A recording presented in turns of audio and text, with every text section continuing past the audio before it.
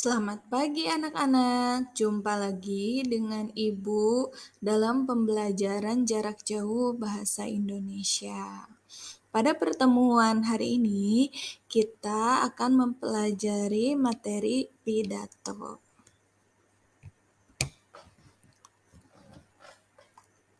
Sudah siapkah kalian untuk belajar? Mari simak bersama-sama. Berikut ini beberapa pengertian pidato. Menurut KBBI, pidato adalah pengungkapan pikiran dalam bentuk kata-kata yang ditunjukkan kepada orang banyak atau wacana yang disiapkan untuk diucapkan di depan halayak. Sedangkan menurut M.H. Abdurrahman, pidato adalah sebuah kegiatan berbicara di depan umum yang dilakukan untuk menyampaikan sebuah pendapat atau uraian. Nah, oleh karena itu, dapat disimpulkan bahwa pengertian pidato secara umum merupakan kegiatan berbicara di depan umum yang dilakukan untuk menyatakan pendapat atau beberapa gambaran mengenai suatu hal. Berikutnya, silakan kalian simak mengenai tujuan pidato. Teks pidato memiliki beberapa tujuan, atau jika pidatonya diucapkan secara langsung pun pastinya memiliki beberapa tujuan. Yang pertama tentunya memiliki tujuan informatif, yaitu pidato yang bertujuan untuk memberikan pemahaman atau informasi terhadap orang lain. Yang kedua, yaitu argumentatif. Pidato bertujuan meyakinkan para pendengar. Yang ketiga, rekreatif, yaitu bertujuan untuk menghibur. Dan yang terakhir yaitu persuasif, pidato yang bertujuan untuk mengajak. Nah, keempat tujuan pidato ini bisa ada keempat-empatnya dalam satu pidato ataupun hanya ada beberapa. Misalnya, pidato kepala sekolah pada saat tahun ajaran baru. Nah, tentunya pidatonya kepala sekolah tersebut memiliki tujuan informatif, yakni ingin memberikan informasi mengenai persekolahan kepada para siswa. Nah, tetapi bisa juga di dalamnya ada tujuan argumentatif, yaitu meyakinkan para siswa bahwa kesuksesan itu dapat diraih dengan cara berdoa dan disiplin serta tekun dalam belajar. Nah, lalu tujuan rekreatif bisa saja sih ada dalam pidato, misalnya pidato capsek tersebut, jika memang pidatonya menggunakan beberapa kata-kata yang sifatnya menghibur atau mengundang kelucuan ya. Tetapi kalaupun tidak ada tujuan rekreatif ya tidak mengapa begitu. Bisa juga di dalamnya ada tujuan persuasif ya. Pada contoh pidato kepala sekolah tadi, misalnya mempengaruhi atau mengajak siswa untuk semangat kembali belajar ya di tahun ajaran baru tersebut, karena sebelumnya para siswa telah menjalani liburan panjang. Nah, diharapkan dengan adanya pidato pada tahun ajaran baru ini, para siswa diajak atau tergugah, terpengaruh oleh pidato dari kepala sekolah agar semangat kembali dalam belajar. Nah, ya jadi dalam satu pidato itu bisa ada beberapa tujuannya atau bisa hanya salah satunya saja, tergantung jenis pidatonya dan pada momen apa pidato tersebut disampaikan.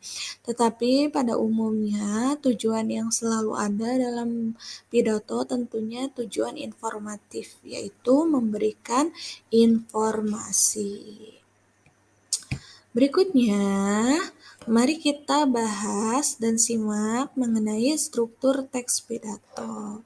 Nah, secara umum strukturnya itu terdiri dari pembuka, isi, dan penutup. Dalam bagian pembuka, itu rinciannya pertama ada salam pembuka. Salam pembuka misalnya bisa ucapan Assalamualaikum, itu untuk salam yang berciri khaskan agama Islam. Tetapi bisa juga salam secara umum, misalnya ucapan selamat pagi, selamat siang, selamat sore, atau selamat malam, bergantung kepada kapankah pidato itu disampaikan. Nah, lalu bisa juga salam yang menciri khaskan salam khas lainnya, salam kebudayaan bisa juga, misalnya salam yang bersifat kedaerahan, sampurasun dalam bahasa Sunda dan sebagainya.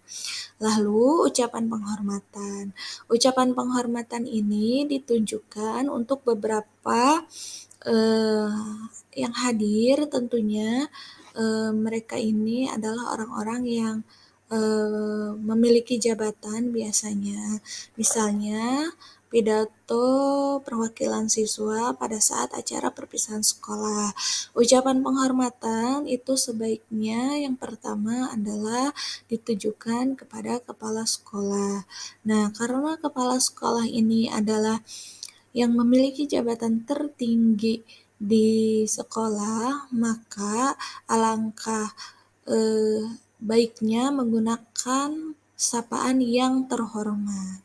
Jadi misalnya begini, yang terhormat Kepala Sekolah SMAN 1 Telaga Sari. Lalu ucapan penghormatan ini beruntun ya urutannya dari mulai yang jabatannya tertinggi hingga yang rendah ya. Ini bukan berarti bermaksud membeda-bedakan atau adanya kasta, tidak ya, akan tetapi ini hanya sebuah sapaan ya, sebuah sapaan penghormatan dalam pidato ya. Kembali lagi misalnya contohnya tadi pidato perwakilan siswa saat perpisahan. Setelah mengucapkan ucapan penghormatan kepada kepala sekolah, selanjutnya yaitu ucapan penghormatan kepada Bapak Ibu guru bisa diawali dengan kata yang saya hormati atau yang kami hormati ya. Penggunaan kata kami ini ya digunakan oleh perwakilan siswa mengatasnamakan seluruh siswa ya. Ya bisa seperti itu ya. Yang kami hormati Bapak Ibu Guru SMAN 1 Telaga Sari. Nah, lalu urutan yang ketiga baru rekan-rekan ya, misalnya begini, dan yang saya banggakan siswa kelas 10 dan 11 dan juga rekan seangkatan kelas 12 yang saat ini sedang menjalani perpisahan. Misalnya seperti itu ya, kurang lebih. Lalu setelah ucapan penghormatan, berikutnya adalah ucapan syukur ya. Contohnya, puji syukur marilah kita panjatkan kepada Tuhan yang Maha Esa karena atas kasih sayangnya kita dapat berkumpul dalam acara perpisahan kelas 12 di lingkungan SMAN 1 Telaga Sari ini. Yaitu contohnya seperti itu. Lalu setelah ucapan syukur, itu adalah kalimat pengantar ke dalam topik utamanya apa ya. Nah, ini pastinya disesuaikan dengan pidatonya. Lalu bagian isi tentunya itu adalah informasi yang disampaikan dalam pidato. Dan jika kita kembali lagi pada contoh yang tadi, misalnya contoh pidato perwakilan siswa dalam perpisahan, isi pidatonya bisa berupa ucapan terima kasih, juga kesan dan pesannya ya, kesannya selama bersekolah, lalu pesan yang ingin disampaikan kepada adik-adik kelasnya, kelas 10 dan kelas 11 misalnya begitu. Lalu bagian ketiga itu penutup. Bagian penutup itu berisi kesimpulan dan juga salam penutup. Ya, bisa juga dalam salam penutup itu diakhiri dengan ucapan terima kasih ya. Misalnya terima kasih atas perhatiannya Dan juga ada juga permohonan maaf, misalnya terima kasih atas perhatiannya dan mohon maaf jika ada perkataan yang kurang berkenan. Wabillahi taufiq wal hidayah. Wassalamualaikum warahmatullahi wabarakatuh. Nah, itu salam penutupnya ya. Sekali lagi bisa berciri khaskan agama tertentu ya, atau yang secara umum terima kasih, sekian, terima kasih. Bisa juga seperti itu ya, disesuaikan saja. Lalu, nah, setelah kita tadi menyimak bagaimana struktur teks pidato, berikutnya adalah metode pidato ya. Dalam berpidato itu terdiri dari 4 metode atau 4 cara ya. Pertama, kita bisa menggunakan cara impromptu ya.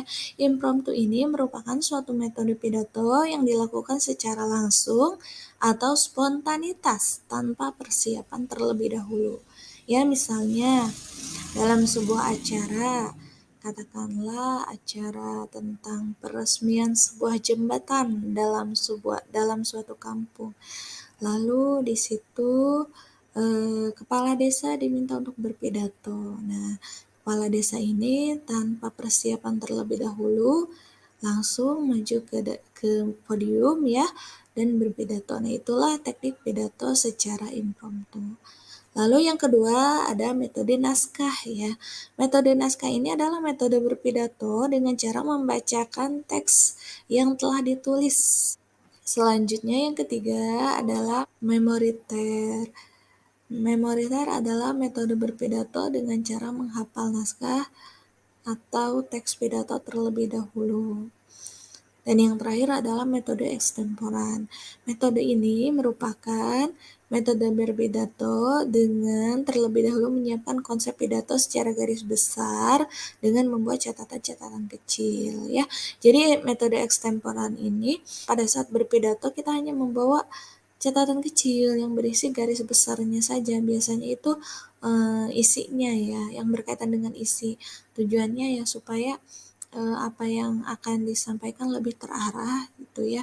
Dan untuk kalimat pembuka, salam pembuka, ucapan hormat itu tidak ditulis dalam metode ekstemporan ini ya. Jadi bagian-bagian itu hanya improvisasi ya. Jadi kalau ini ekstemporan itu hanya garis besar aja, itu pun hanya isi ya. Itu tujuannya supaya apa yang disampaikan lebih terarah dan menghindari hal-hal yang dilupakan pada saat berdiri di podium begitu. Nah, untuk lebih jelasnya lagi mengenai beberapa contoh pidato, berikut ini ada contoh secara langsung ya. Contoh metode berpidato. Berikut ini silakan kalian simak contoh pidato dengan metode impromptu. Assalamualaikum warahmatullahi wabarakatuh. Yang terhormat Kepala Sekolah SMA N1 Telagasari, yang saya hormati Bapak Ibu Guru beserta staf tata usaha SMA 1 Telagasari dan para siswa SMA 1 Telagasari yang Ibu banggakan. Puji syukur marilah kita panjatkan kehadirat Allah Subhanahu wa taala karena atas karunia-Nya kita dapat berkumpul dalam acara pembiasaan literasi di sekolah. Anak-anakku yang Ibu banggakan, budaya literasi memang sejatinya sudah diprogramkan oleh pemerintah dan memang setiap sekolah harus menggalakkan program literasi ini. Di sekolah kita tercinta ini, program literasi akan dilaksanakan setiap hari Jumat pada minggu keempat. Kegiatannya yaitu berupa membaca buku, ya, setiap minggunya, setiap pertemuannya, ya, katakanlah untuk bulan ini misalnya temanya buku-buku fiksi, nanti bulan berikutnya buku non fiksi. Nah, lalu pada kegiatan tersebut durasi waktunya adalah 30 menit dari jam 7 sampai jam 7.30. Nah, pada 30 menit itu 20 menitnya untuk membaca dan 10 menitnya itu adalah untuk menyampaikan hasil bacaan. hasil bacaan yang telah kalian lakukan ya. Nah, pembiasaan literasi ini banyak sekali manfaatnya. Yang pertama tentunya untuk meningkatkan 4 keterampilan berbahasa yang berkaitan dengan membaca, menyimak, menulis, dan berbicara. Nah, keterampilan berbahasa ini sangat penting karena dapat digunakan dalam kehidupan sehari-hari. Kelak kalian jadi apapun itu pasti kemampuan berbicara sangat diperlukan, kemampuan menulis sangat diperlukan. Keterampilan berbicara dan menulis ini berkaitan dengan keterampilan memproduksi, dan itu harus sejalan dengan membaca dan menyimak. Semakin banyak kita membaca, maka semakin mudah kita menulis dan berbicara. Jadi ada wawasan yang masuk ya, yang masuk ke dalam diri kita, ke otak kita, sehingga kita akan bisa menuangkannya kembali baik itu dalam tulisan maupun dalam ucapan ya. Nah, demikianlah yang dapat Ibu sampaikan. Terima kasih atas perhatiannya. Wassalamualaikum warahmatullahi wabarakatuh. Selanjutnya, pidato dengan metode naskah. Selamat menyaksikan. Assalamualaikum warahmatullahi wabarakatuh. Selamat pagi dan salam sejahtera. Yang terhormat Kepala SMA Negeri 1 Telagasari, yang saya hormati Bapak Ibu Guru dan Tata Usaha SMA N1 Telagasari, serta siswa-siswi SMA N1 Telagasari yang Ibu banggakan. Anak-anakku yang Ibu banggakan, pada kesempatan kali ini, Ibu akan membahas mengenai pentingnya literasi bagi anak bangsa. Literasi dapat dipahami sebagai kemampuan seseorang dalam membaca, menulis, berhitung, berbicara, serta memecahkan masalah pada kehidupan sehari-hari. Apakah anak-anak saat ini terbiasa berliterasi dan mengembangkan kegiatan tersebut? Ternyata budaya literasi masih rendah dan mulai dilupakan. Berbagai penyebab rendahnya diantaranya mulai dari rumah. Di rumah, anak-anak cenderung bermain game yang terdapat di gawai, dan orang tua pun sulit untuk menghilangkan kebiasaan tersebut. Teknologi semakin canggih membuat orang dewasa bahkan anak-anak teralihkan perhatiannya dan menikmati kecanggihan teknologi tersebut. Tentu hal itu mengalihkannya pada kegiatan membaca. Literasi memiliki tujuan dan manfaat yang sangat penting. Anak-anak harus dibiasakan berliterasi dari dini. Tujuan literasi tentunya untuk menciptakan dan mengembangkan budi pekerti yang baik, budaya membaca yang baik, meningkatkan pengetahuan, memperdalam pemahaman terhadap suatu hal, melatih berpikir kritis, dan lain sebagainya. Itu semua bisa dicapai asalkan ada tindakan nyata untuk mewujudkannya. Cara yang dapat dilakukan secara sederhana adalah membiasakan anak-anak untuk membaca di rumah maupun di sekolah. Saat di rumah, orang tua bisa membimbing anak-anak untuk mengulang kembali pelajaran yang mereka dapatkan di sekolah. Juga membaca buku fiksi dan ensiklopedia di waktu senggang. Ketika di sekolah, sebelum memulai pembelajaran, guru dapat meminta siswa untuk membaca buku, baik novel ataupun buku pelajaran. Lalu, guru menunjuk siswa untuk mengutarakan apa yang sudah dibaca. Sekolah juga menyediakan perpustakaan dengan bahan bacaan yang lengkap, sehingga anak-anak tertarik untuk membaca dan rasa ingin tahunya meningkat. Lalu, apakah manfaat dari literasi? Tentunya jika anak-anak memiliki minat dan tertarik membaca, pengetahuan kosakata yang mereka miliki akan meningkat. Wawasan yang tidak mereka dapatkan pada pembelajaran akan bertambah dari membaca. Kemampuan berbicara pun akan terlatih dan lebih berkembang. Anak-anak akan mampu mengutarakan apa yang mereka pikirkan dan berpendapat dengan baik.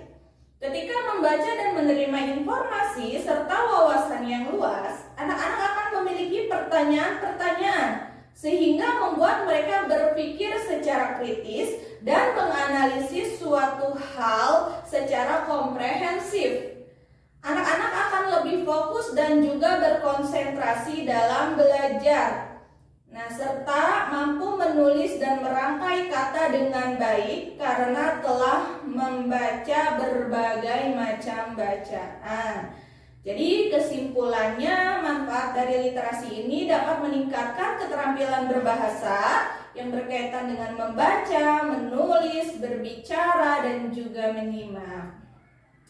Anak-anakku yang ibu banggakan, setelah mengetahui penyebab rendahnya literasi, pentingnya literasi, serta cara untuk mengembangkan kegiatan berliterasi, hal itu semua tentunya harus diprogramkan dan harus adanya kerjasama antara pihak sekolah dengan orang tua, sehingga terciptalah siswa-siswi yang memiliki literasi yang tinggi. Sekian yang dapat Ibu sampaikan. Mohon maaf apabila ada kekurangan. Wassalamualaikum warahmatullahi wabarakatuh.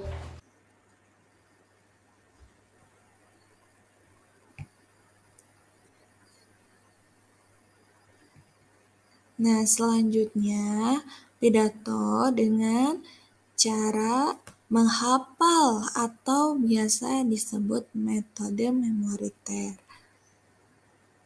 Assalamualaikum warahmatullahi wabarakatuh.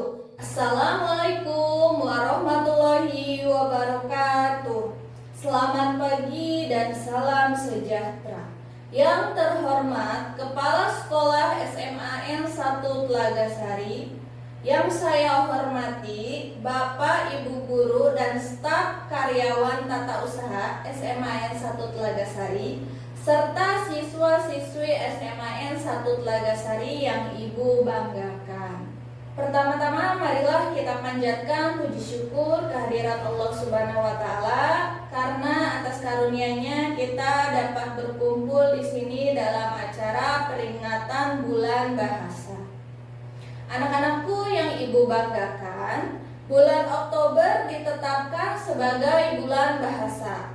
Hal tersebut karena dalam Sumpah Pemuda pada poin ketiga ada disebutkan mengenai bahasa Indonesia sebagai bahasa persatuan. Lebih lengkapnya di dalam butir ketiga Sumpah Pemuda adalah sebagai berikut. Kami, putra dan putri Indonesia, menjunjung tinggi bahasa persatuan, bahasa Indonesia. Nah, dari hal tersebut kita bisa mengambil kesimpulan bahwa memang bangsa Indonesia ini sangat menjunjung budayanya, sangat menjunjung tinggi bahasanya, karena bahasa bagian dari budaya bangsa. Pada peringatan bulan bahasa tahun ini diisi dengan berbagai kegiatan, di antaranya lomba membaca puisi, lomba berpidato, dan lomba menulis esai. Perlombaan tersebut adalah bentuk ekspresi dan bentuk peningkatan karya para siswa dan siswi SMA 1 Telaga Sari. Jadi diharapkan melalui kegiatan perlombaan ini dapat meningkatkan keterampilan para siswa SMA 1 Telaga Sari dalam membaca puisi, berpidato, dan juga menulis esai. Demikianlah yang dapat Ibu sampaikan. Semoga bermanfaat. Terima kasih. Wassalamualaikum warahmatullahi wabarakatuh. Nah, berikut ini adalah contoh pidato di metode yang terakhir ya, yaitu pidato dengan metode ekstemporan. Assalamualaikum warahmatullahi wabarakatuh. Selamat pagi, salam sejahtera. Yang terhormat Kepala SMAN 1 Telaga Sari, yang saya hormati Bapak Ibu Guru, dan staf tata usaha SMAN 1 Telagasari serta siswa-siswi SMAN 1 Telagasari yang Ibu banggakan. Anak-anakku yang Ibu banggakan, alhamdulillah hari ini kita bisa berkumpul kembali dalam rangka pembiasaan budaya literasi. Pada pekan ini ada beberapa hal yang ingin Ibu sampaikan, terutama mengenai manfaat literasi. Manfaat literasi diantaranya, pertama, meningkatkan penguasaan kosakata. Nah, maksudnya ini, manfaat ini itu nantinya ketika kalian membaca, tentu akan banyak sekali kosakata-kosakata yang kalian dapatkan, dan itu akan menambah wawasan kalian. Ya, secara tidak langsung itu terinternalisasi dalam pikiran kalian. Lalu manfaat yang kedua yaitu menambah wawasan. Tentu ya, hal ini adalah sebuah keniscayaan. Ketika kalian membaca, pastinya wawasan kalian akan bertambah. Ya, bahan bacaan yang berkaitan dengan apapun, pasti wawasan kalian akan bertambah. Apalagi yang kaitannya dengan ilmu pengetahuan ya. Nah, yang berkaitan dengan buku-buku fiksi pun pasti itu memberikan wawasan ya untuk kalian, karena memang walaupun fiksi ya, karya sastra itu adalah cerminan dari kehidupan. Lalu manfaat yang ketiga yaitu meningkatkan 4 keterampilan berbahasa yang berkaitan dengan membaca, berbicara, menulis, dan menyimak ya. Itu pastinya ya, kalau kalian terbiasa membaca, berliterasi, maka itu semua akan meningkat ya. Kemampuan membaca akan meningkat ya, karena contohnya kalian terbiasa membaca satu buku itu dalam waktu berbulan-bulan, tetapi ketika kemampuan membacanya meningkat ya, itu kalian nanti mampu membaca cepat, fokus kalian bertambah. Nah, begitu pula dengan keterampilan lainnya, berbicara, menulis ya, itu semua akan meningkat. Lalu manfaat yang keempat adalah meningkatkan daya pikir kritis ya. Semakin banyak wawasan yang kalian dapatkan, maka itu juga akan meningkatkan daya pikir kalian gitu. Jadi ini sangat bermanfaat sekali ya dalam hal apapun, apalagi kalian sebagai pelajar ini ya yang mempelajari berbagai mata pelajaran, daya pikir kritis ini sangat diperlukan. Lalu yang kelima, meningkatkan fokus dan konsentrasi belajar. Ya, jadi pada saat kalian membaca, kalian mencoba fokus, maka daya fokus dan konsentrasi kalian akan meningkat. Nah, itu semua sangat bermanfaat ya dalam kehidupan sehari-hari ya, khususnya dalam belajar ya. Nah, untuk pekan literasi kali ini hanya itu yang bisa Ibu sampaikan. Semoga bermanfaat. Mohon maaf apabila ada kekurangan. Wassalamualaikum warahmatullahi wabarakatuh. Demikianlah materi pada pembelajaran kali ini. Tetapi sebelum Ibu tutup ya, mari kita rangkum bersama-sama ya. Kita tadi sudah membahas mengenai pidato, pengertiannya adalah kegiatan berbicara di depan umum atau banyak orang. Tujuan pidato ada 4, yaitu informatif, argumentatif, rekreatif, dan persuasif. Struktur teks pidato terdiri dari pembuka, isi, dan penutup. Lalu tujuan pidato ada 4, yaitu tujuan pidato itu ada, itu tujuannya sudah ya. Mohon maaf, ini metode ya, metode berpidato ada 4, yaitu metode impromptu, metode naskah, metode memoriter, dan metode ekstemporan. Nah, demikianlah yang dapat Ibu sampaikan. Agar kalian lebih memahami lagi materi mengenai pidato ini, kalian dapat baca buku paket Bahasa Indonesia untuk kelas 11, lalu kalian juga bisa cari materinya di YouTube ya, dan juga bisa di portal ruangguru.com ya. Untuk selanjutnya, Ibu akan memberikan beberapa tugas yang akan Ibu sampaikan dalam Google Classroom. Ya, silahkan dicek Google Classroom-nya. Terima kasih atas perhatiannya. Ya, sampai jumpa pada pembelajaran selanjutnya. Wassalamualaikum warahmatullahi wabarakatuh.